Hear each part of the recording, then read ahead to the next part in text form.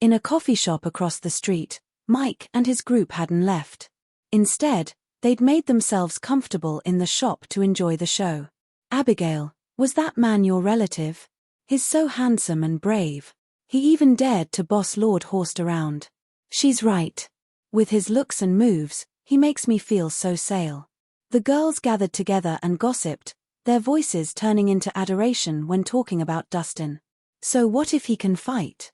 In this day and age, the only things that matter are brains, connections, and family backgrounds. Mike humphed begrudgingly. "Besides, we don't even know if he can make it out of the place alive after offending Lord Horst, so what's there to brag about?" "He's right. That guy beat up Lord Horst's men and embarrassed Flame Dragon Gang. It doesn't matter how strong he is, he's still dead meat. He's just a foolish brat who likes to show off." The boys grumbled unhappily in return, making the girls worry again. Dustin may be strong, but the person he upset was the omnipotent Lord Horst of Flame Dragon Gang. Fighting skills alone were useless against the latter.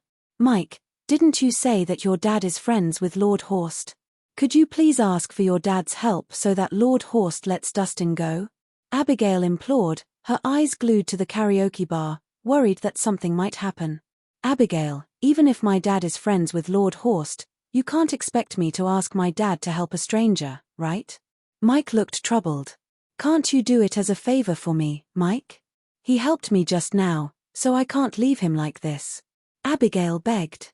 "But..." Mike hesitated before nodding. "All right. I'll give it a go for you, but no promises. You know how Lord Horst is.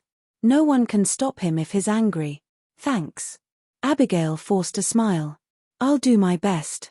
Mike pulled out his phone and walked to a corner before pretending to make a call. He may have promised Abigail to help, but he didn't say anything about succeeding. After all, his father was still way below Nelson, so there was no way the latter would do his father a favor.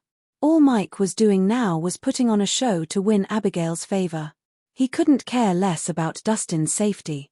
"Done. My dad said he'll put in the request, but the final decision lies with Lord Horst." Mike made sure to give himself an out. "Thanks, Mike." Abigail smiled. "You're welcome. Aren't we friends? Of course I'd help you when you're in trouble." Mike boasted. "You're spoiling her, Mike. Why don't you two start dating?" the short-haired girl said. "That depends on Abigail." "I don't mind." Mike answered jokingly. "Stop fooling around, Nina."